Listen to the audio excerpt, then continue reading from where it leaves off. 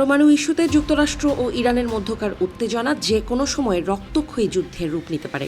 এই পরিস্থিতিতে super power যুক্তরাষ্ট্রের সামনে ইরান টিকে থাকতে পারবে কিনা তা নিয়ে শুরু হচ্ছে জোর আলোচনা। যুক্তরাষ্ট্র ও ইরানের মধ্যে যুদ্ধ শুরু হলে প্রাথমিক ধাপে ইরানের মিসাইল বাহিনী ব্যাপক প্রভাব ফেলতে পারে বলে মনে করছেন বিশ্লেষকরা। তাদের মতে যুদ্ধ শুরুর কয়েক ঘণ্টায় পারস্য উপসাগরীয় অঞ্চলে মার্কিন সামরিক ঘাঁটিগুলোর উপর ইরানের ব্যালিস্টিক মিসাইল হামলা যুদ্ধের মোড় ঘুরিয়ে দেওয়ার ক্ষমতা রাখে।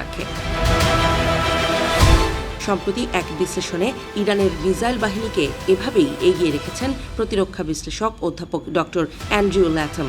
মধ্যপ্রাচ্যে যুক্তরাষ্ট্রের সামরিক আধিপত্যের মূল ভিত্তি হল কাতারের আল উদেদ, সংযুক্ত আরব আমিরাতের আল ধাফরা এবং সৌদি আরবের প্রিন্স সুলতান এয়ারবেস। এই ঘাঁটিগুলোর রানওয়ে, জ্বালানি ভাণ্ডার এবং রক্ষণাবেক্ষণ কেন্দ্রগুলো ইরানের মিসাইল রেঞ্জের মধ্যে রয়েছে। ফলে খুব সহজেই যুক্তরাষ্ট্রের এসব ঘাঁটিকে লক্ষ্যবস্তু বানাবে ইরান। ডক্টর অ্যান্ড্রিউ লাথামের মতে যুদ্ধ শুরু হলে ইরানের জন্য এই বিশাল ঘাঁটিগুলোর ভেতরে নির্দিষ্ট পয়েন্টে আঘাত হানার জন্য খুব বেশি গোয়েন্দা তথ্যের প্রয়োজন নেই, বরং একসাথে বৃষ্টির মতো মিসাইল ছুড়ে এই ঘাঁটিগুলোকে অচল করে দেওয়ার চেষ্টা করতে পারে ইরান।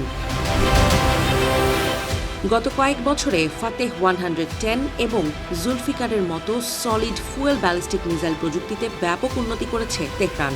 এই মিসাইলগুলো উৎক্ষেপণের জন্য খুব কম সময়ের প্রয়োজন হয়। ট্রাক মাউন্টেড লঞ্চারগুলো দ্রুত স্থান পরিবর্তন করে হামলা চালাতে পারে, ফলে মার্কিন বাহিনীর জন্য এগুলোকে খুঁজে বের করা ও ধ্বংস করা কঠিন। যুদ্ধের প্রথম 24 থেকে 48 ঘণ্টায় এই মোবাইল লঞ্চারগুলোই ইরানের প্রধান তুরুপের তাস হবে বলে মনে করছেন ডক্টর অ্যান্ড্রিউ ল্যাথাম।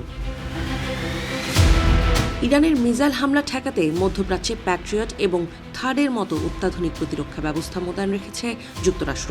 এরপরও ইরানের ঝাঁকে ঝাঁকে ছোড়া মিসাইল ঠেকানো যুক্তরাষ্ট্রের এসব প্রতিরক্ষা ব্যবস্থার জন্য চ্যালেঞ্জিং হতে পারে।